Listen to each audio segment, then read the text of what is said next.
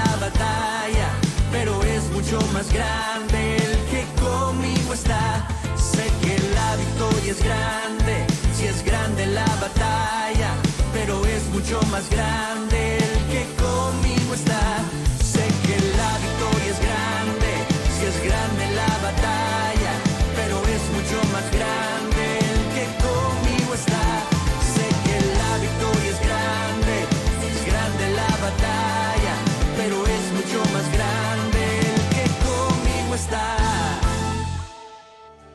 Gracias por dejarnos entrar hasta su privacidad. Hoy vamos a estar hablando de lo fácil que es para muchos de nosotros postrarnos ante cualquier situación, y eso no es lo que aprendemos de nuestro Señor Jesucristo. En el libro de Lucas capítulo 4 verso 6 dice: y le dijo el diablo, a ti te daré toda esta potestad y la gloria de ellos, porque a mí me ha sido entregada y a quien quiero la doy. O sea, Satanás le ofrece a Jesús algo según él grande, pero lo que Jesús tenía en su mente de salvar a toda la humanidad era mucho mayor. Y sabemos de que Jesús no estuvo dispuesto a negociar con el diablo por absolutamente nada. En esta serie vamos a estar hablando, prácticamente es una serie porque son 3 prédicas, pero la primera parte vamos a estar hablando de 2 cosas. Número 1 es que recibimos lo que esperamos. Dios no te puede entregar lo que no esperas. Lo que dice Jeremías 29:11 es que Dios nos va a dar el fin que esperamos. Si no esperamos una bendición grande, lastimosamente, Él no nos la va a dar porque es que no estamos preparados para ella. Y también vamos a hablar en esta prédica sobre nuestra identidad determina lo que vamos a recibir. ¿Quién tú has abrazado que tú eres? En base a la definición que la gente, tus padres te han dado, y has pasado por alto la definición que Dios te ha dado, vas a terminar quedando corto ante las grandes cosas que Dios te quiere entregar en la vida. Yo sé que esta prédica te va a bendecir.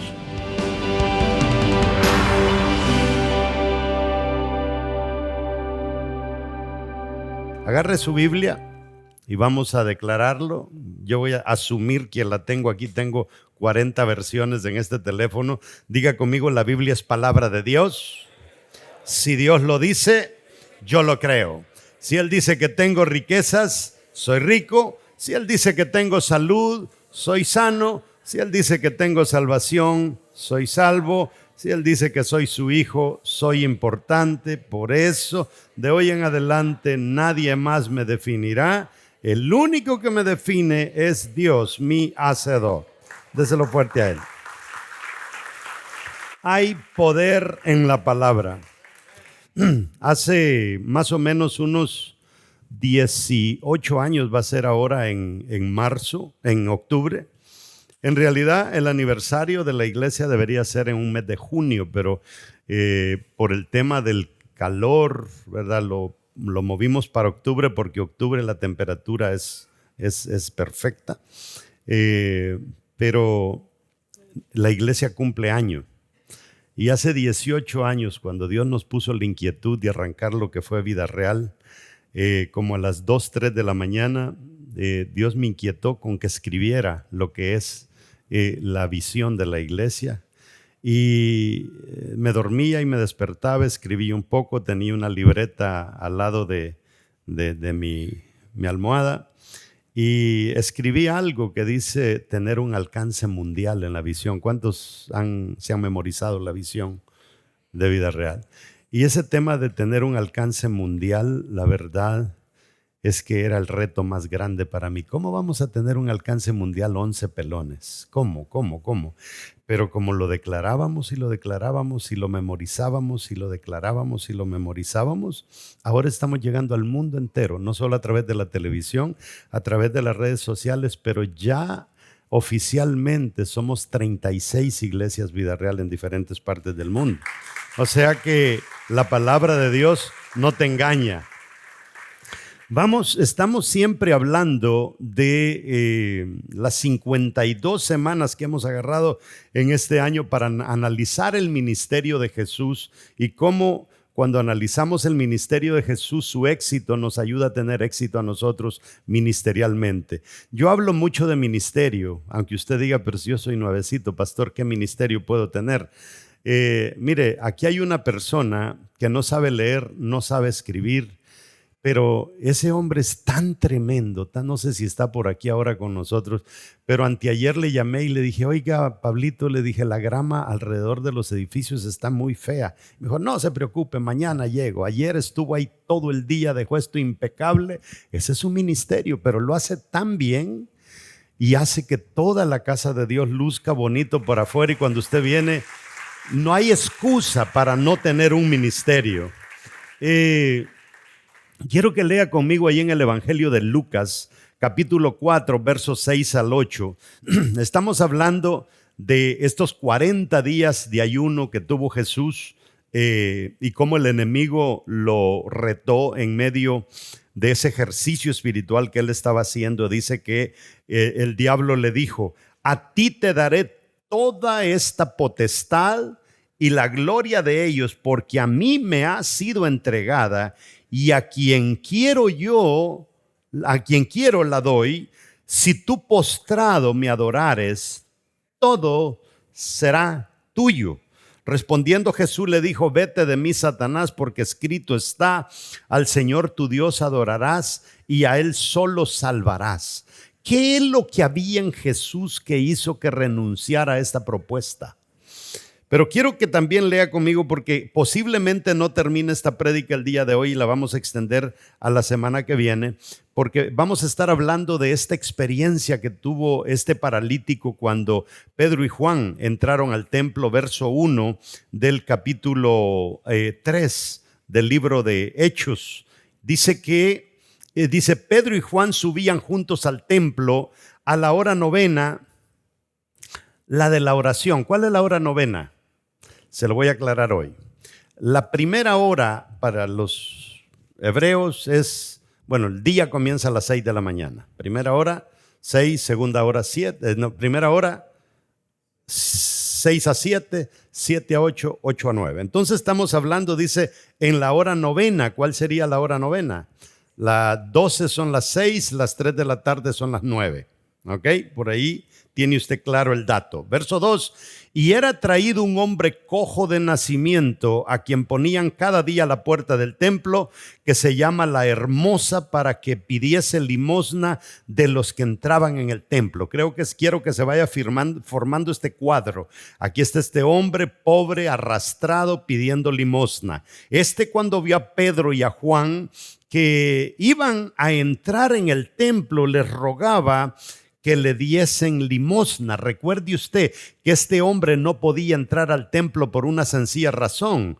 No podía entrar porque David maldijo a los paralíticos en el Antiguo Testamento, y parte de la maldición era que jamás se les podía dejar entrar al templo.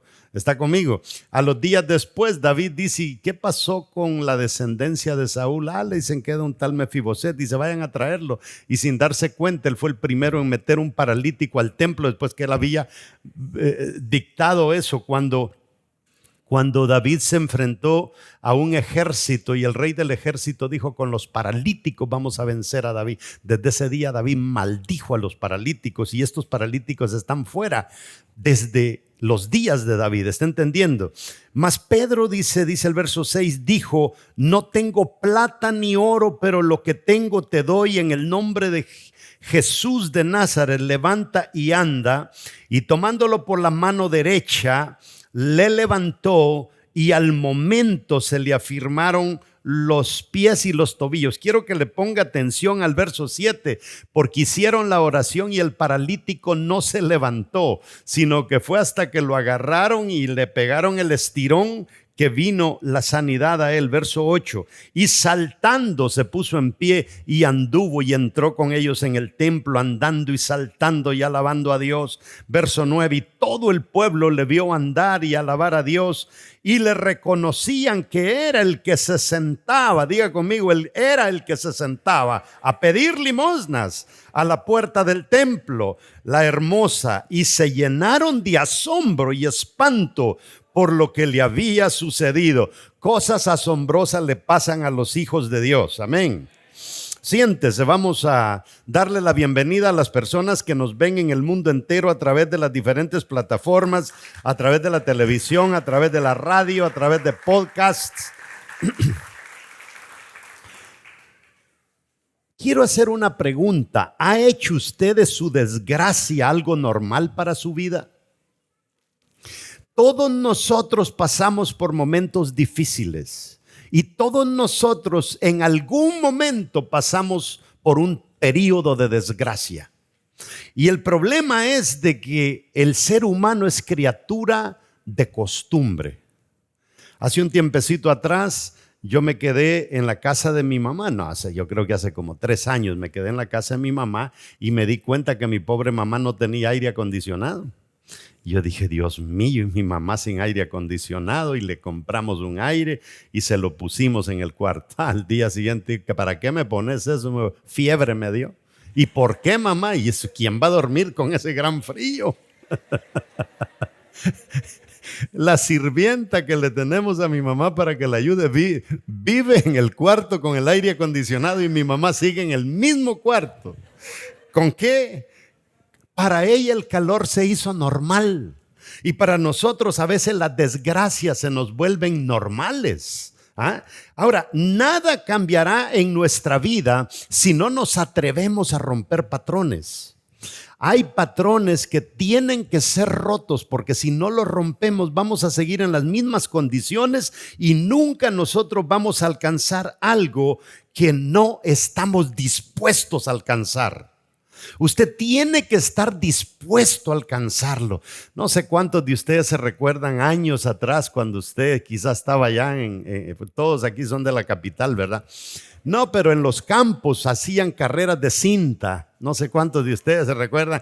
Le colgaban en un lazo a uno un montón de argollas y usted salía con el caballito todo totoleco y tenía que ir y con un lápiz tenía que ensartar el lápiz en la argolla, pero usted los que acertaban no quitaban el ojo de la argolla y se llevaban, y una muchacha bonita le entregaba ahí un peine o una cajita, regalitos medio baratos, pero ahí le traían su regalito, pero uno, wow, lo logré. ¿Por qué?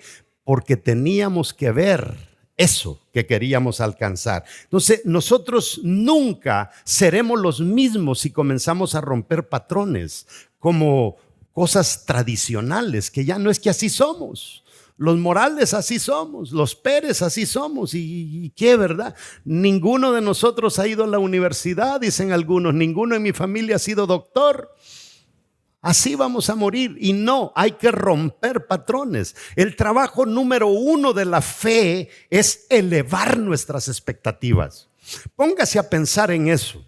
La fe es tan importante porque la fe nos eleva las expectativas. Solamente con las expectativas elevadas es que nosotros nos atrevemos a lograr sueños. Si usted no eleva sus expectativas, usted nunca va a alcanzar ningún sueño. Y en su bosquejito que le han dado, escriba por favor, vamos a hablar de la cosa número 1 que nosotros analizamos en Jesús y analizamos en la palabra, que llevaron a Jesús a ser un líder como ningún otro en la historia de la humanidad. No ha habido otro. Lea mucho. Va a encontrar a un Winston Churchill. Me encantan las historias de ese hombre.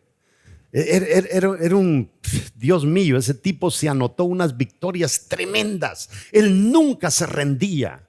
Un día una de las personas que le ayudaban allí en la casa de gobierno le dijo, señor Churchill, le dijo, si usted fuera mi marido, le dijo, yo le metiera veneno en un té a usted para que se muriera. ¿Y quién se quita una pedrada así de una dama?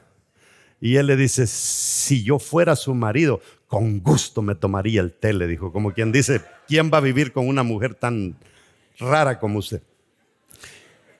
Grandes hombres de Dios, Napoleón Bonaparte, grandes líderes, pero ni uno se le asemeja a nuestro Señor Jesucristo. Porque todo el liderazgo de Jesús, nada giró en torno a Él. Todo giró en torno a nosotros. Todo. Analice el mensaje de Jesús. Número 1, recibimos lo que esperamos. Esto es tan importante que usted lo entienda. Métaselo bien en la cabeza. Usted nunca va a recibir lo que no espera. Nunca. Imagínese. Usted usted quiere un carro, de repente se quiere un carro y usted ni tan siquiera ha aprendido a conducir, no tiene la licencia ni tiene dónde estacionarlo. ¿Lo estaba esperando? No, entonces ¿qué carro va a tener? Confórmese con la bicicleta, ¿verdad? Y no se ande quejando. Mire lo que dice Jeremías 29, verso 11, para que vea lo que dice la palabra. Porque yo sé los pensamientos que tengo acerca de vosotros, dice Dios. O sea, Dios dice, ustedes no se imaginan lo que yo quiero entregarles. Ustedes no se imaginan lo creativa que es mi cabeza y mi pensamiento para soltarles a ustedes, dice Jehová. Pensamiento de paz, dice, y no de mal. Pero aquí es donde viene el problema. El problema, dice, es que yo solamente les puedo dar el fin que ustedes esperan. Léalo. Para daros, ¿qué dice? El fin que esperáis. ¿Qué es lo que estás esperando? Si no esperas nada, nada te va a llegar. ¿Se ha puesto a meditar usted que cuando una mujer sale embarazada, lo primero que comienza el vocabulario que comenzamos a escuchar? ¿Y qué es lo que espera? Le dicen. O sea, una mujer embarazada dicen es que está esperando. Está esperando. Es un embarazo. Eso es seguro. Una mujer no va todos los días al doctor y dice, doctor, ¿será que estoy embarazada, doctor? Sí, hija, estás embarazada. Mira, aquí te lo voy a mostrar en el ultrasonido. Y se va y el día sí, ¿será que estoy? No, ella espera, está segura. Lo tiene aquí y un día lo va a ver materializado. Y eso es lo que Dios espera de cada uno de nosotros. Recibimos lo que esperamos porque solamente esperamos aquello que creemos que nos merecemos. Ese es un serio problema. Nosotros solamente esperamos aquello que creemos que nos merecemos. Y el problema es que yo no entiendo la mente de Dios al nivel de lo inmensa que es su mente, de lo que Él cree que yo me merezco. Y entonces la única manera de yo ver qué es lo que yo me merezco en base a Dios es cuando estudio la palabra y me doy cuenta que aunque he sido un cabezón, un loco, un bruto, yo en Dios me merezco mucho más de lo que debería recibir. Entonces nos acostumbramos a creer que nos merecemos poco, o lo que nos han condicionado a creer que merecemos, especialmente, ¿verdad?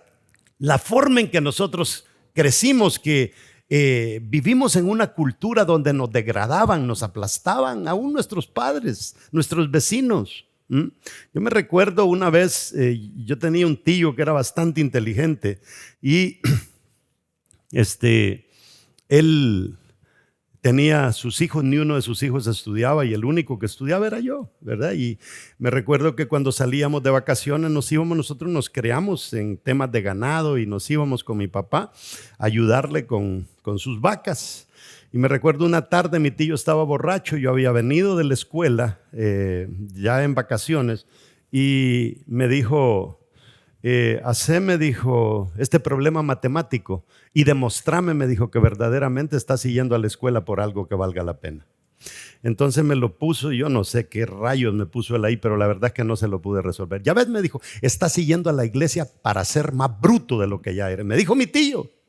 Y me recuerdo que llegó mi papá y se metió en medio y le dijo, jamás me le volvás a decir bruto a mi hijo.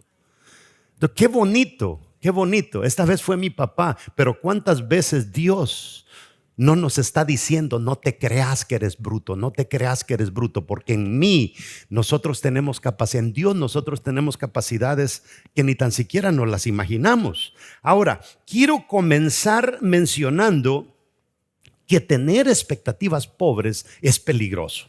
Diga conmigo, tener expectativas pobres es peligroso. El cojo ¿leyó bien? Vámonos de regreso a ver el cojo.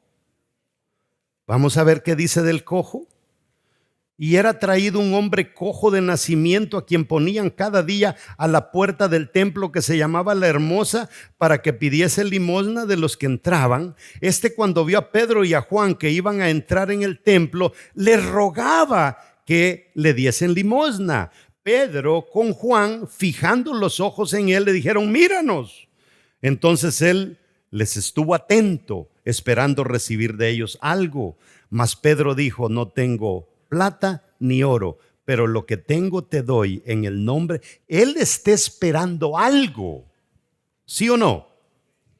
Pero está esperando lo tradicional. Él está esperando que suene la monedita en el vaso. Pero Pedro y Juan le vienen a decir, no, es que en Dios ya las cosas no son así. Lo que Dios te quiere dar es más que monedas. Oiga, un paralítico tiene que estar esperanzado a la bendita moneda diariamente, pero un cojo sano, ya puede ir a buscar trabajo, puede conseguir novia, puede tener esposa, puede tener hijos, puede incorporarse a la sociedad, puede abrir una empresa. ¿Qué diferencia? Nosotros todos los años vamos ahora hemos parado por el tema de la pandemia, pero vamos a El Salvador y a Guatemala a hacer operaciones de cataratas. Y no podemos operar los dos ojos porque nos regalan los lentes. Los lentes son carísimos para ponerle a la persona en el ojo para una operación de catarata. Entonces operamos un ojo, nada más. Y el año que viene, si Dios nos bendice con los lentes, pues le operamos el otro ojo. Entonces en una ocasión nos tocó operar a un anciano y nosotros después de que le quitamos el parche a las personas, eso es lo bonito, cuando tú le operaste un ojo a un ciego y de repente le dices, ¿está listo? Sí. Y comenzamos a removerle el parche, y ahí tenemos la cámara lista para que después él vea su impresión.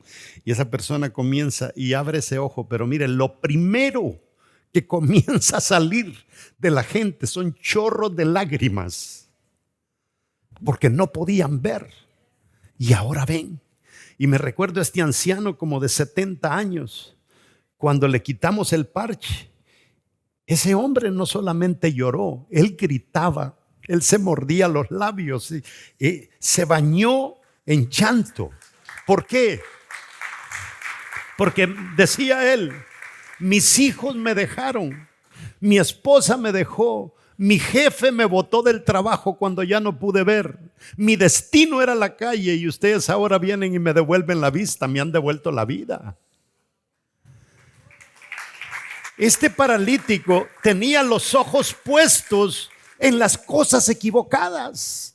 Y a veces muchos de nosotros creemos que lo que necesitamos es algo sencillo, pero lo que Dios tiene para nosotros es algo grande. Ahora, ¿sabía usted que nosotros solamente vamos a recibir aquello para lo que estamos preparados? Si usted no espera algo, no se va a preparar para eso que esperaba. La gente prefiere unas monedas en su vasito que experimentar otras dimensiones de Dios. Es que Dios es un Dios de dimensiones. Dice que vamos a ir de gloria en gloria y de victoria en victoria, y nosotros con lo mismo. No, tenemos que entender quiénes somos en Dios. Sin darse cuenta, se conforman con la rutina en vez de romper los patrones antiguos. La rutina es algo terrible. La rutina es que nos aplasta. La rutina nos roba el futuro, nos secuestra el éxito en la vida. Entonces nosotros somos presa fácil del enemigo si no rompemos patrones. O sea, póngase a pensar, ¿qué es lo que Satanás le dice a Jesús? Mira, ves todo lo que está allí, todo me lo han entregado a mí. ¿Y tenía razón Satanás, sí o no? Sí, porque Adán y Eva se lo habían entregado. Mira, todo eso te lo doy. ¿Y qué es lo que Jesús prácticamente le dice? Satanás, me vas a disculpar, pero yo no tengo los ojos puestos en monedas. Yo tengo los ojos puestos en que un día yo quiero ser el rey del universo y voy a salvar a toda la humanidad sin que se me quede uno sin salvación. Eso es lo que él estaba buscando. Y a veces el enemigo, como nosotros somos así de conformistas, a veces el enemigo nos logra vender el pirulín, el dulce, el chicle, de vete a trabajar, agarra 2 trabajos y la iglesia puede esperar. No, vas a ganar dinero, vas a enriquecer tu cuenta, quizá vas a abrir tu casa, pero hay cientos y cientos de personas que se van a ir al infierno porque el trabajo tuyo era predicarles a ellos y no lo hicimos. Eso es importante que nosotros lo entendamos. ¿Por qué? Porque estamos acostumbrados a perseguir lo tradicional. Usted tiene que entender que nosotros vamos a vivir 70, 80, 90 años si nos va bien. Eso no es nada comparado con una eternidad. ¿Quién se va a atrever a arriesgar la eternidad por una tontería aquí en la tierra?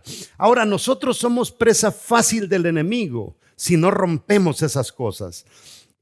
Yo he oído, por ejemplo, mujeres que dicen, yo no me caso porque todos los hombres son sinvergüenzas. Lo que pasa es que tienes una mente de hombres sinvergüenzas. Y hablas como que si todos fueran sinvergüenzas. Te comportas con ellos como que todos son sinvergüenzas. Entonces automáticamente vas a traer a un sinvergüenza. Porque los hombres buenos no quieren escuchar tu bendita cantaleta de todos los días que todos los hombres son sinvergüenzas. Esas pulgas no van a brincar en tu petate. Ese dicho es demasiado antiguo, ¿verdad?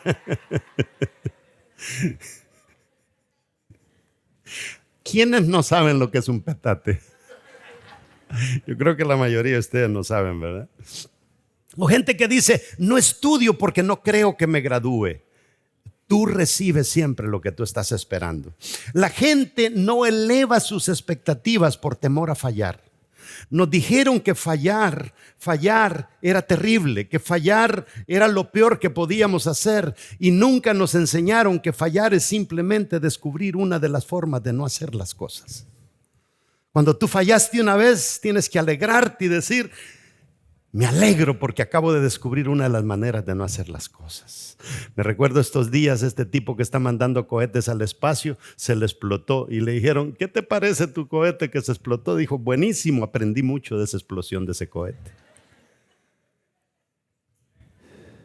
Nosotros debemos de entender bien las cosas, poner esta realidad de nosotros en perspectiva.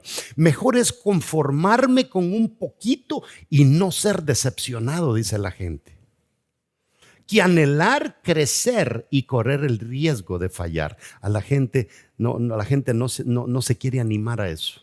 Tuvieron un pequeño fracaso y eso los marcó y jamás lo quieren volver a intentar. La segunda cosa, y aquí sí le digo que esto es bien. ¿Cuál fue la primera cosa? La número 1. Vamos a recibir solamente lo que esperamos. Por favor, entiéndalo. ¿Qué le pasa a usted cuando recibe un paquete que usted no ha pedido? Usted inmediatamente dice, yo esto no lo pedí. Porque no lo estás esperando, porque no es tuyo, porque tú no lo ordenaste. ¿Cuándo le vamos a poner a Dios una demanda por algo grande que no estoy acostumbrado a recibir? Nuestras demandas son las mismas.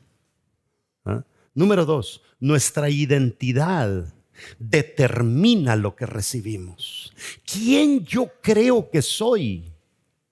Me condiciona a recibir lo que yo creo que me merezco.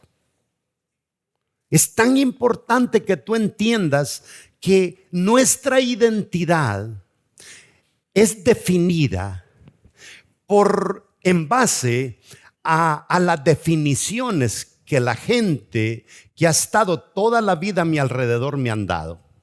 Si papá te dijo bruto, torpe, burro, si yo le dijera unas frases que mi papá nos decía a nosotros, usted diría que es. Nosotros nos decía unas frases mi papá que ni nosotros sabíamos lo que significaba. Yo no sé si mis hermanos se recuerdan, pero a veces decía, vos sos un chompipe de la calera. ¿Y qué rayos será eso? Uno es chiquitito, el chompipe de la calera. La Calera era un lugar donde supuestamente solo gente tonta había y así, y el chompipe es el pavo ese, ¿verdad? Torpe. Y así lo marcan a uno a veces los padres, ¿verdad? Con definiciones raras, y uno crece creyendo que uno es un chompipe de la Calera, ¿verdad? Y ni tan siquiera investigar qué significa. Entonces nuestra identidad determina lo que vamos a recibir. Salmo 27:10, miren lo que dice en la versión Dios habla hoy. Aunque mi padre y mi madre me abandonen, tú, Señor, dice, te harás cargo de mí. Eso es importante entenderlo, que el papá que yo tengo en la tierra es simplemente una fotocopia del papá celestial que tengo arriba, y es más, algunos ni le hacen justicia a la fotocopia. Antes de que tan siquiera mi papá entrara con mi mamá en ese momento íntimo, dice Dios a Jeremías, antes que te metiera ahí en el coso ese, yo ya te conocía y ya te había hecho profeta. Ese es el verdadero Padre que nos dice quiénes somos. El salmista reconoce que nuestra verdadera identidad no viene de nuestros padres. Mi verdadera identidad viene de Dios. Pero si tú nunca lees la Biblia, ¿cómo vas a entender cuál es la identidad que Dios te ha dado? Dios hizo a este tiesto de barro que se llamaba Adán y Eva. Sopló aliento en ellos y les dijo: gobiernen la tierra. Le entregó el planeta entero a dos cabezones. Días después se la hipotecaron al diablo.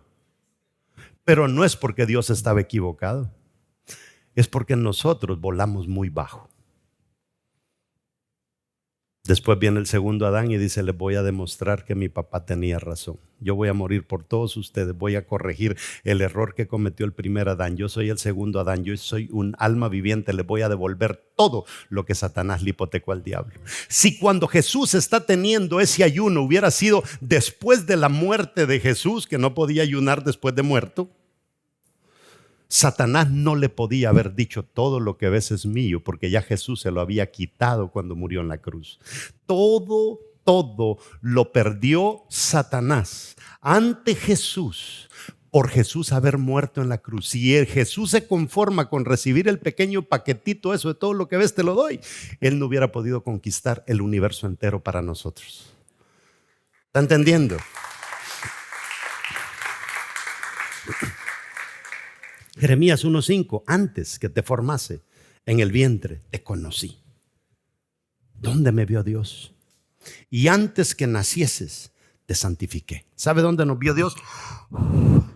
Cuando sopló y agarró ese poco de aliento y le puso tu nombre, y esperó cuando mamá y papá estuvieran haciendo cuchi cuchi y lo soltó. Antes quiere decir que nuestro origen no está en ese gustazo que se dieron nuestros padres. Nuestro principio viene mucho antes que eso. Él nos creó, Él agarró un poco de su aliento en la eternidad. Por eso la palabra del Señor dice que hay identidad, dice que hay eternidad en el hombre, en la mente del hombre, en el corazón del hombre. Algo en mi corazón me dice que yo no nací para vivir en esta tierra todo el tiempo. Algo dentro de mí me dice que hay cosas mayores para mí después de la muerte. Sí, porque miren, los egipcios eran paganos, pero creían que después de la muerte iba a venir algo más. Es más, los enterraban con todas sus fortunas para que las disfrutaran en los días venideros. ¿Y quién se los había dicho? Algo interno se los había dicho. Ahora, nuestra identidad bíblicamente es eterna. Dígale al que está a su lado: su identidad es eterna, no es cambiante, no es pasajera, no es definida por seres humanos. Vaya al espejo, mírese y dígase: tu identidad no es para 80 años, tu identidad no es para 70 años. Mírese. O sea, yo no sé si usted entiende lo poderoso que esto es. Nada nos puede detener a nosotros cuando estamos en Cristo, ni la muerte, nada. Por eso la palabra dice: ¿dónde está, oh muerte, tu aguijón? ¿Dónde, oh sepulcro, tu victoria? O sea, nada nos puede detener a nosotros. Esto es grandioso. Nuestra identidad es eterna, no es cambiante, no es pasajera. Creemos que merecemos aquello que hemos aceptado en base a quienes nosotros creemos que somos. Y entonces ya usted tiene que comenzar a hacer más estudio y entender quién realmente usted es en Dios. Mire este versículo, Eclesiastés 3:11. Sin embargo, dice este versículo, Dios lo hizo todo hermoso para el momento apropiado. Él sembró la eternidad en el corazón humano. ¿Qué sembró en nosotros? Eternidad. Ahí está sembrado. Siga leyendo. Pero aún así, el ser humano no puede emprender todo el alcance de lo que Dios ha hecho desde el principio hasta el fin. O sea, no podemos digerir todas esas cosas maravillosas que Dios ha hecho en este universo, de las cuales nosotros somos protagonistas. ¿Está entendiendo? Es que este versículo, wow, qué versículo, Dios mío. Sin embargo, Dios lo hizo todo hermoso para el momento apropiado. Él sembró la eternidad en el corazón humano, pero aún así el ser humano no puede comprender todo el alcance de lo que Dios ha hecho desde el principio hasta el fin. No podemos dejar que el enemigo nos robe nuestra identidad. Nunca se conforme usted con definiciones que le dieron sus padres. Satanás le dice a Jesús: si en verdad eres hijo de Dios. ¿Qué quiere decir eso? Póngase a pensar. Qué descarado Satanás. Lo que le está diciendo Satanás es: Jesús, yo oí circular por ahí un rumor de que tú eres hijo del lechero.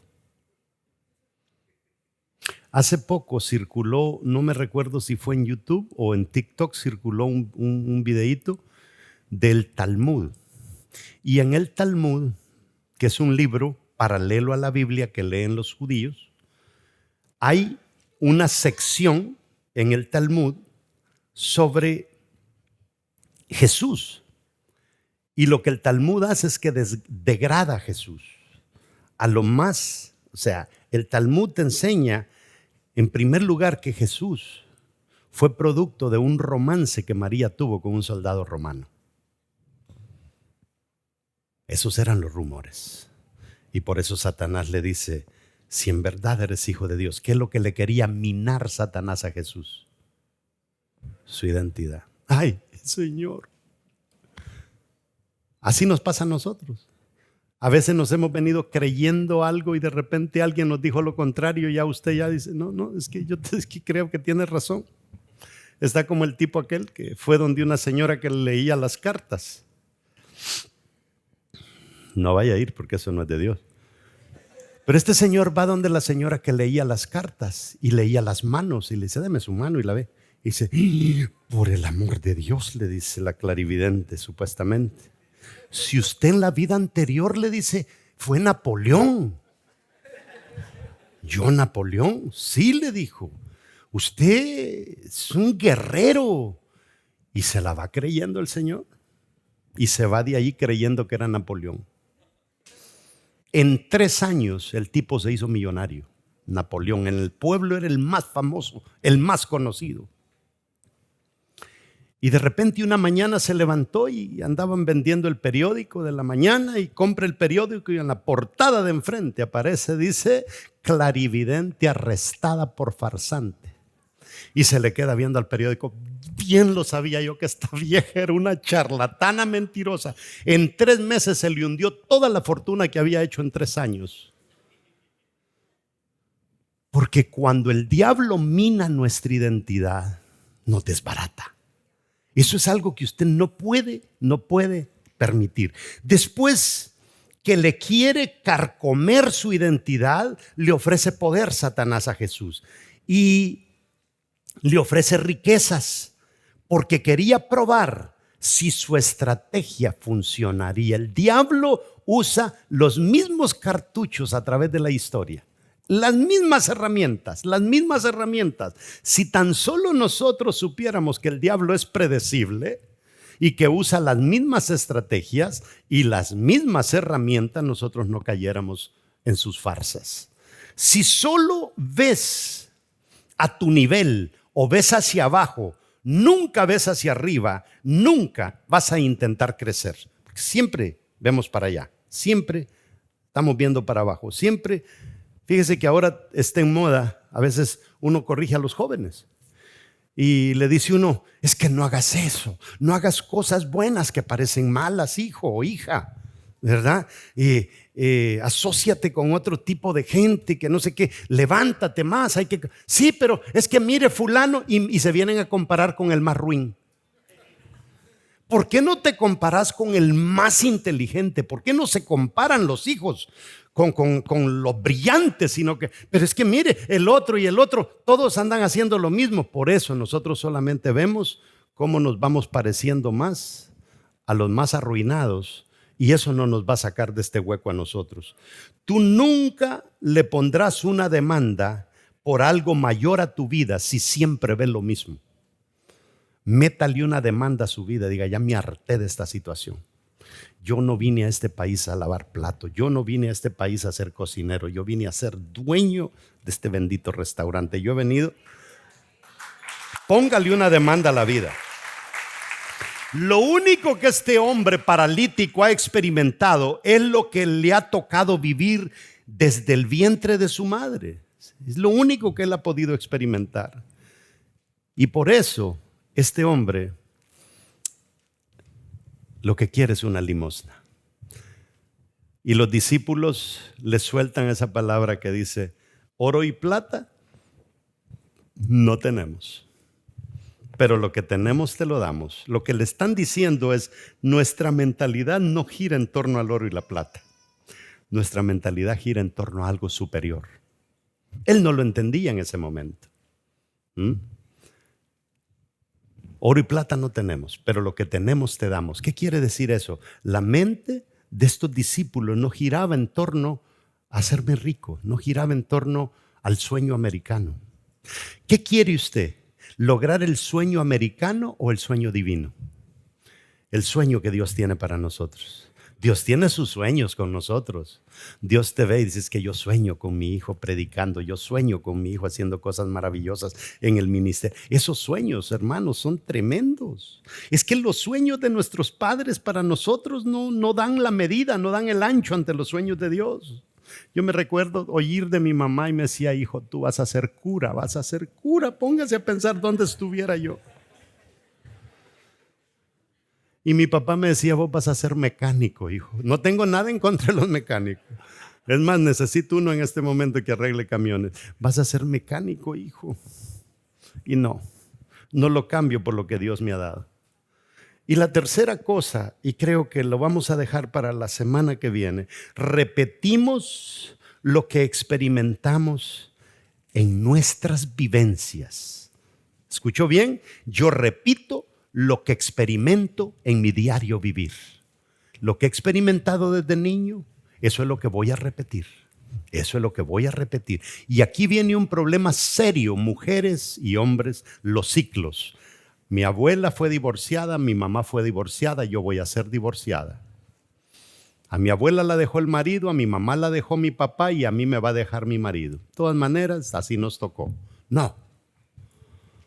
Nosotros tenemos que volar por encima de todas esas suposiciones humanas que nosotros nos creemos fácilmente, simple y sencillamente, porque este vinagre en el que estamos metidos nos carcome. Este vinagre es peligroso. Por eso es necesario que si estás en el vinagre del mundo todos los días con esa gente trabajando, diciéndote cosas negativas, póngase a pensar. Una mujer que le acaba de ser infiel el marido se junta con una hermanita de la iglesia que quiere ser líder de célula. ¿Qué cosas dice la mujer que le acaba de ser infiel el marido? No, es que usted, mire, a mí me pasó ahora, pero mañana le va a pasar a usted. Cuidadito, métase a la iglesia y va a ver. Es que le va a fallar y le va a fallar y le va a fallar. Y uno tiene que ser astuto. Hay gente que dice, yo no sé por qué las personas solo en la iglesia pasan metidos. ¿Sabe por qué? Porque salirme de ese vinagre de vez en cuando y meterme en el vinagre de Dios es la única manera de yo cambiar ese sabor en mí, ese sabor agrio, amargo, que no me lleva a nada bueno. Póngase de pie. Nosotros no nos podemos rendir ante nada. Oí el otro día una anécdota que dice que este hombre era criado de esta persona rica que le gustaba ir de cacería. Y cuando iba de cacería se lo llevaba a él para que le anduviera cargando el rifle y que le anduviera recogiendo los patos que mataba. Y se va y allá por el camino van avanzando y el señor, el criado, es cristiano y le va hablando y le dice, jefe, considere invitar a Dios para su vida. Dios es lo mejor que nos puede pasar. Y el jefe le dice, hijo, ¿cómo va a ser lo mejor que nos puede pasar Dios a nosotros? Mírame a mí, un hombre exitoso. Yo te doy de comer a ti. Y tú, un hombre, problema tras problema tras problema. En eso iban pasando unos pájaros y él agarra su red, ¡pah! Le tiró a los patos. Un pato cayó muerto y el otro cayó medio herido. Y le dice, patrón, ¿a cuál pato le va a tirar? Le dice, por supuesto que le voy a tirar al que todavía está vivo. Y no lo mataba, y no lo mataba. Le metió como 5 balas y no lo mataba. Y le dice, jefe, nosotros, le dice, somos igual que lo que estamos viendo en este momento. El diablo es el que carga el rifle. Nosotros somos los patos. Usted es el pato muerto, yo soy el pato vivo. Y por eso el diablo a mí me tiene bala tras bala tras bala, pero no me mata. Pero,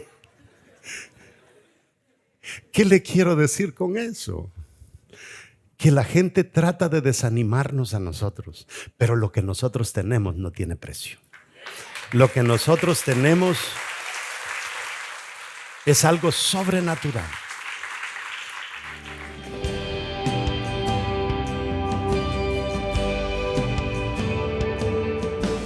Sé que esta prédica nos ha enseñado mucho y estamos llegando al final de ella, pero no me gustaría que aterricemos sin sacar una joya de esto y que podamos entender que de nada sirven las intenciones de Dios para nuestra vida si nosotros no estamos preparados.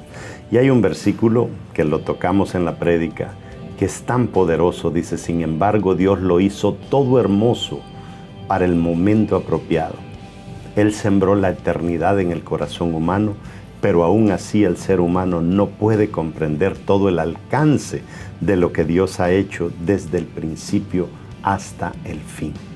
Debemos de pedirle a Dios que abra nuestro entendimiento para poder redefinirnos en base a lo que Él piensa de nosotros y que no sigamos escuchando las voces que vienen de afuera que nos quieren hacer creer que somos lo que Dios no dice que somos.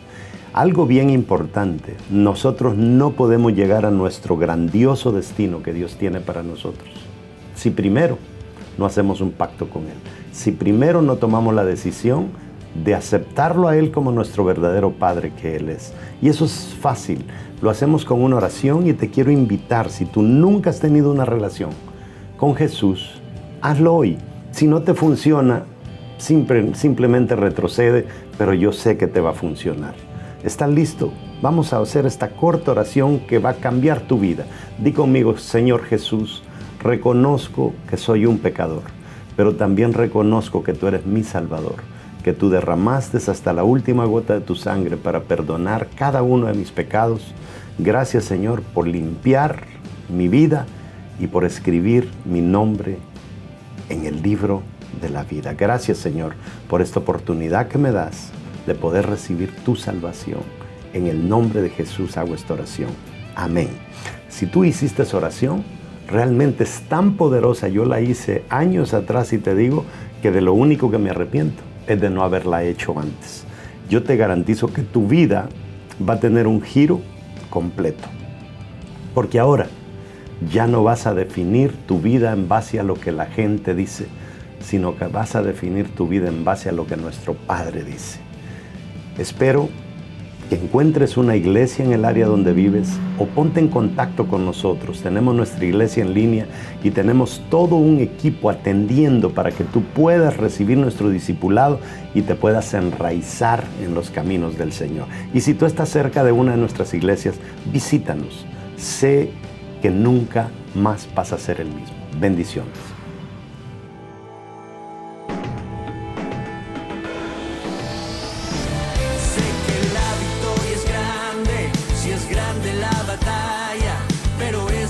Más grande el que conmigo está. Sé que la victoria es grande, si es grande la batalla, pero es mucho más grande